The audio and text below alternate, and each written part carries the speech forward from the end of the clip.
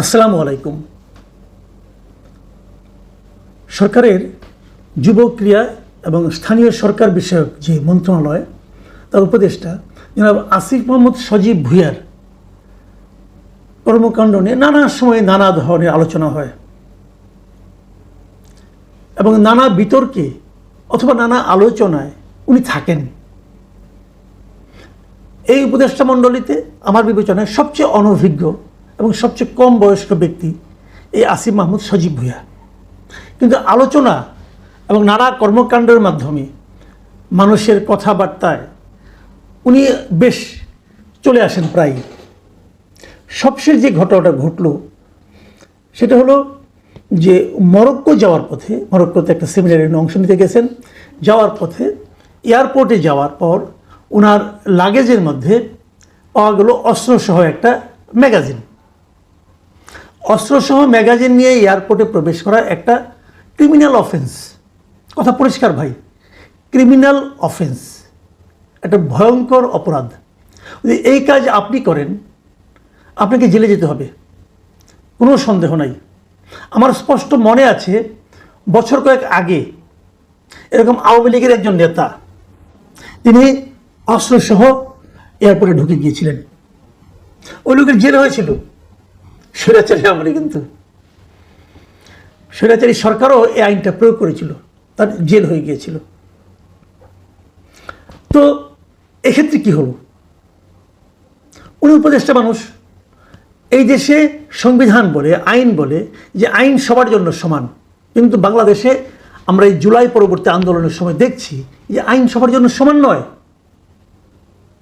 ওনার জন্য আইন সমান নয়, ওনার কিছুই হয়নি। উনি সেই অস্ত্রটা ওনার প্রটোকল অফিসারের কাছে দিয়ে উনি চলে গেছেন।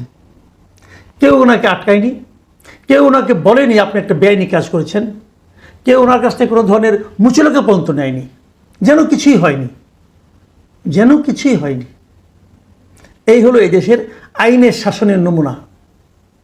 পৃথিবীর অন্য কোনো দেশ হলে কী হতো সে আলোচনায় পরে আসি।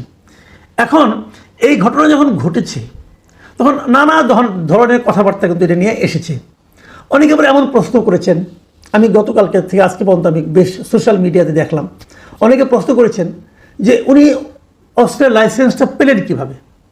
মানে বাংলাদেশে বেসরকারি যে কোনো পাবলিক একটা অস্ত্র কিন্তু লাইসেন্স আকারে নিতে পারে, তার জন্য কিছু নিয়ম আছে। নিয়মগুলো হলো, আমি আপনাদের একটু সংক্ষেপে নিয়মটা বলি। বাংলাদেশে একটা অস্ত্র আইন আছে, 1878 সালের আইন, সেটা আবার পরে আধুনিকায়ন হয়েছে। 2016 সালে আইনটা আবার নতুন করে হয়েছে, অনেক কিছু ধারা উপধারা যুক্ত হয়েছে। অস্ত্র পেতে গেলে আপনাকে যে কাজটা প্রথমেই করতে হবে, আপনার বয়স হতে হবে কমপক্ষে 30 বছর, 30 থেকে 70 বছর আপনার বয়স থাকতে হবে। 30-এর কম হলে আপনি অস্ত্রের জন্য আবেদনই করতে পারবেন না। 2 নম্বর যে ধারাটা লাগবে সেটা হলো, যদি আপনি ছোট অস্ত্র নেন, স্মল আর্মস, পিস্তল, রিভলভার, সেক্ষেত্রে আপনার অর্থনৈতিক সচ্ছলতা এমন থাকতে হবে যে আপনি প্রতি বছর কমপক্ষে 3 লাখ টাকা আয়কর দেন। যে 3 লাখ টাকা আয়কর দেয় তার আয় কত হতে পারে ধারণাই করতে পারেন। তো আপনার বাৎসরিক আয়কর হতে হবে মিনিমাম 3 লাখ টাকা। এইভাবে আপনি বিগত 3 বছর আয়কর দিয়েছেন সেই সার্টিফিকেট আপনাকে আপনার অ্যাপ্লিকেশনের সঙ্গে জমা দিতে হবে। এটা হলো অস্ত্র পাওয়ার একটা ন্যূনতম যোগ্যতা। এরকম যোগ্যতা সবার থাকলে সবাই অ্যাপ্লাই করলে সবাই অস্ত্র পাবেন তা কিন্তু না। তারপরে সেটা আবার জেলা প্রশাসন তারা বিচার বিশ্লেষণ করবেন, তারপরে দেবেন। তো আসিফ মাহমুদ ভুঁইয়া কীভাবে অস্ত্র পেলেন? ওনার বয়স 26 বছর, আর ওনার 3 লাখ টাকা আয়কর দেওয়ার অ্যাবিলিটি আছে বলে আমি বিশ্বাস করি না। কারণ উনি কয়েকদিন আগে বেকার ছিলেন, লেখাপড়াও শেষ করেননি তখনও। তো উনি কী করে দেবেন? ওনার ইনকামটা কী?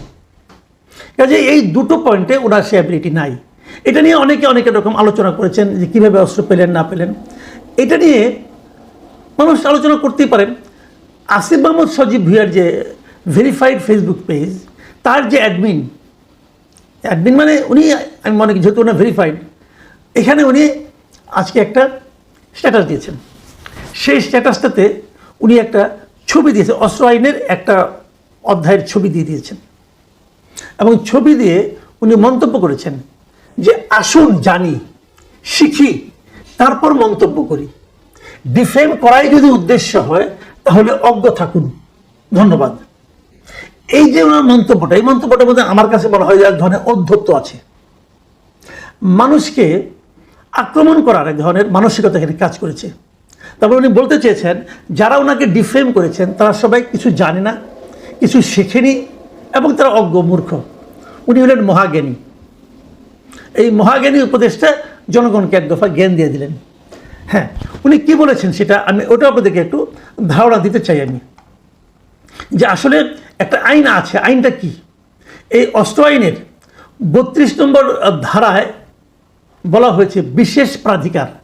মানে ওই যে আমি দুটো আইনের কথা বললাম, যে বয়স 30 হতে হবে মিনিমাম, ইনকাম ট্যাক্স দিতে হবে, ওই দুইটা বিষয় প্রযোজ্য হবে না কিছু লোকের জন্য। এগুলো বিশেষ প্রাধিকার, মানে বিশেষ একটা অধিকার আছে। কাদের এটা? স্পিকার, ডেপুটি স্পিকার, মন্ত্রী, প্রতিমন্ত্রী, উপমন্ত্রী ও সমপদ মর্যাদা সম্পন্ন ব্যক্তি। মানে উনি এই সমপদ মর্যাদা সম্পন্ন ব্যক্তি একজন হিসেবে উনি আছেন। উনি মন্ত্রীর সমপদের মর্যাদা সম্পন্ন একজন ব্যক্তি।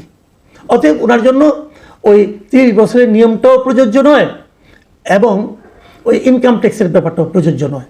তো সেক্ষেত্রে উনি অস্ত্র পেতে পারেন লাইসেন্স হিসাবে। এটা উনি জনগণকে জানালেন, খুব ভালো।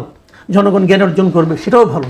কিন্তু আসিফ মাহমুদ সাহেব, আপনাকে আমি একটা কথা বলি, আপনি যখন জনগণকে জ্ঞান অর্জন করতে দিলেন, তখন জনগণ কিন্তু আপনি যতটুকু দেখাবেন ততটুকু পরেই থেমে যাবে না, তারা আরও একটু পড়তে চাইবে। যেমন আমি নিজে অস্ত্র আইনটা জানতাম না, আমার জানার কোনো প্রয়োজন পড়ে নাই। আমি কখনো ভাবিনি যে আমি অস্ত্র নিব, আর যদি ভাবতামও আমি নিতে পারতাম না। আমি প্রতি বছর 3 লাখ টাকা আয়কর দিতে পারি না, আমার এত ইনকাম না, কাজে আমি পারতাম না, আমি তো মন্ত্রীও না, কাজে ওটাও আমি বিশেষ প্রাধিকারও আমি পেতাম না। তো আপনি বলাতে আমি এটা পড়েছি। 32-এর পরে হয় 33 নম্বর ধারার 33-এর খ, সেখানে কি বলা হয়েছে? জনাব আসিফ মাহমুদ, এটাকে আপনি জানেন? এটা কি পড়েছেন? এটা কি শিখেছেন? আপনাকে আমি একটু শেখাই কি আছে ওখানে। 33-এর খতে বলা হয়েছে, বিদেশে অবস্থানকালীন সময়ে লাইসেন্সকৃত অস্ত্র সংশ্লিষ্ট জেলা মালখানা থানা সেফ কিপিং লাইসেন্স প্রাপ্ত প্রতিষ্ঠানে জমা রাখতে হবে। আপনি কি এখন বিদেশ যাচ্ছেন, মরক্কোতে, আপনি কি আপনার অস্ত্রটা এই যেখানে রাখতে বলা হয়েছে রেখেছেন? রাখেননি। আমি কী করে বুঝলাম? দেখুন, আপনি যে বলেছেন, আপনার যে নিউজটা ছাপা হয়েছে সেখানে আপনি স্পষ্ট বলেছেন যে প্যাকিং করার সময় অস্ত্রসহ একটি ম্যাগাজিন বাসায় রেখে এলেও ভুলবশত আরেকটি ম্যাগাজিন ব্যাগে থেকে যায়। এই কথাটা কিন্তু আপনি লিখেছেন, যেটা স্ক্যান করার পর আমার প্রোটোকল অফিসারের কাছে হস্তান্তর করে আসি। বিষয়টি আনইনটেনশনাল, এই আপনি লিখেছেন, কিন্তু আপনি নিজের ফেসবুক পেজে আপনি ব্যাখ্যাটা দিয়েছেন। প্রশ্নটা হলো, আপনি অস্ত্রটা বাসায় রেখে এসেছেন কেন? আপনি তো বাসায় অস্ত্র রেখে আসতে পারেন না। 33-এর খবর অনুযায়ী আপনি পারেন না। আপনি অস্ত্র নিয়েছেন, অস্ত্র সংক্রান্ত আইন জানবেন না? আপনি তো অস্ত্র রাখার যোগ্যতাই নেই আপনার। আপনি তো ওটা অন্যায় করেছেন, ক্রিমিনাল অফেন্স। এটা একটা ক্রিমিনাল অফেন্স আপনি করেছেন। কেন রেখে আসছেন বাসায়? অস্ত্র এমন একটা জিনিস, আপনি অস্ত্রের কোনো একটা পার্ট কারো হাতে হস্তান্তর করতে পারবেন না। এটা আপনার ব্যক্তিগত, আপনার বাবাকে দিতে পারবেন না, আপনার মাকেও দিতে পারবেন না। এটা কি আপনি জানেন? আপনি তো জ্ঞান অর্জন করার জন্য জনগণকে মাঠে নামাই দিলেন। জনগণ কিন্তু মাঠে নেমে গেছে। আমার মতো লোক যখন নামছে, অনেক লোকই নামছে। তো জ্ঞান অর্জন করতে পেলাম যে আপনি একটা ক্রিমিনাল অফেন্স করছেন। তারপর আপনি কি করছেন? আপনি যে ম্যাগাজিনটা আপনার কাছে ধরা পড়েছে সেটা আপনি আপনার প্রোটোকল অফিসারকে দিয়ে দিয়েছেন। আপনি ওই ম্যাগাজিনটা আপনার প্রোটোকল অফিসারের কাছেও দিতে পারেন না। আপনাকে এটা জমা দিতে হবে আপনার নিকটবর্তী থানায়। আপনি প্রোটোকল অফিসার যে ওখান থেকে নিয়ে বেরিয়ে গেল, তাকে তো যে কোনো সময় অ্যারেস্ট করতে পারে পুলিশ। তুমি এটা পেলে কোথায়? কোনো আইন নাই। আপনি উপদেষ্টা না, কি আসে যায় রে ভাই? কি আসে যায় উপদেষ্টা চলতে কি হয়েছে?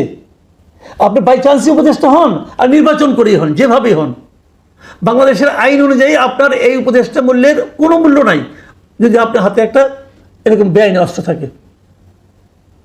আর উপদেষ্টার অস্ত্র বলে যদি প্রোটোকল অফিসার নিয়ে যায়, তার তো জীবন রিস্ক। এখন ওটা চিন্তাই হয়ে যেতে পারত। আপনি কি করলেন বলেন? আইন মেনেছেন? আপনারা আইনকে কি মনে করেন? আইন কি আপনাদের পকেটে থাকে চীনাবাদাম? ইচ্ছা হলো খাইলাম, ইচ্ছা হলো ফটো এলাম, ইচ্ছা হলো কাউকে দিয়ে দিলাম। এটা শেখ হাসিনা করতো, তাকে আমরা স্বৈরাচারী বলতাম। আপনারা তো তার চেয়ে বড় স্বৈরাচারী হয়ে গেছেন। কোনো অভিজ্ঞতা নাই, কোনো যোগ্যতা নাই, উপদেষ্টা হয়ে বসে আছেন আর এগুলি করছেন।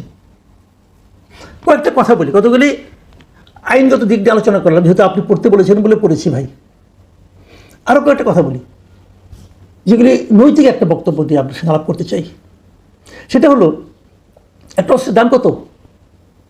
আমি যতটুকু জেনেছি, একটা আপনার বোধহয় খুব সম্ভবত স্মল আর্মস, যতটুকু আমরা বুঝতে পেরেছি, পিস্তল অথবা রিভলভার কিছু একটা হবে, অ্যাভারেজ দাম হলো 2 থেকে 2.5 লাখ টাকা। দামি, আরও দামি আছে। আপনি 2 থেকে 2.5 লাখ টাকা পেলেন কোথায়? আপনি কী এমন সম্পদ আছে? আপনি জমিদারের পুত্র নন, এটা আমরা জানি। আপনার বাবা যে স্কুল শিক্ষক, এটাও আমরা জানি।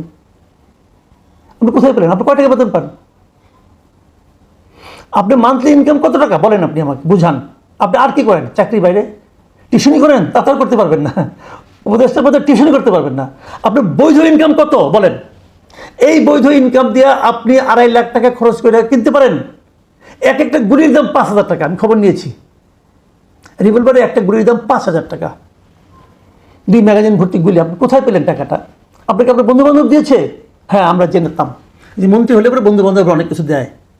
ওবায়দুল কাদেরকে অনেক কিছু দিত। আপনি কি সেরকম মন্ত্রী হয়েছেন? এই মন্ত্রিত্ব করার জন্য আপনাকে পাঠানো হয়েছে? একটা আন্দোলনের মাধ্যমে আপনারা গিয়েছেন। মানুষ আশা করে যে আন্দোলনটা, যে জনগণের আন্দোলন ছিল, সেই জনগণের যে চিন্তা চেতনা, তার প্রতিফলন আপনাদের আচরণে ঘটবে। সেটা তো ঘটেনি। আচ্ছা, আপনার অস্ত্র দরকারটা কেন? নিরাপত্তা। আপনাকে তো গার্মেন্ট দেওয়া হয়, সরকারি ব্যয় আপনাকে গার্মেন্ট দেওয়া হয়, অস্ত্রধারী গার্মেন্ট থাকে। তাহলে আপনি পার্সোনাল উইপেন দিয়ে কী করবেন? আপনি খুব এক্সপার্ট অস্ত্র চালনায়। কই শিখলেন? কবে শিখলেন? ট্রেনিংটা কবে নিলেন অস্ত্র চালানোর? বলুন। এই বিষয়গুলি কিন্তু মানুষের মনে, মুখে মুখে এই প্রশ্নগুলি ছড়িয়ে যাচ্ছে। যত ছড়াচ্ছে তত, যতই আপনি জ্ঞানের কথা বলেন না কেন, মানুষ কিন্তু আপনাকে বিশ্বাস করবে না। মনে রাখবেন একটা কথা, যে আপনার সরকার প্রধান বলেছে যে ফেব্রুয়ারিতে নির্বাচন হতে পারে।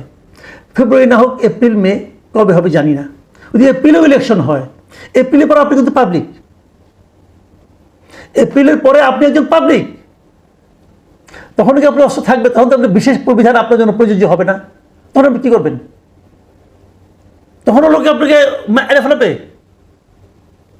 এইগুলি মাথায় রাখতে হয়, দীর্ঘমেয়াদী চিন্তা করতে হয়, মানুষের সেন্টিমেন্টের কথা ভাবতে হয়। আপনারা ধরাকে সজ্ঞান করছেন। আপনাদেরকে আবার মনে করে দিই, যে জিনিসটা আগের সরকারের প্রধানকেও এবং সরকারের লোকজনকে মনে করে দিতাম, সেটা আপনাকেও মনে করে দিই, যে এই দিন না, আরও দিন আছে। সেই দিনের কথা মাথায় রেখে যারা চলতে পারে, তারাই দীর্ঘমেয়াদে প্রকৃত রাজনীতিবিদ হতে পারে। অন্যরা হুমড়ি খেয়ে নর্দমায় পড়ে যায়। আপনার গন্তব্য কোথায়, এটা আপনার আচরণই ঠিক করে দেবে। প্রিয় দর্শক, এখন এই পর্যন্তই। আল্লাহ হাফিজ।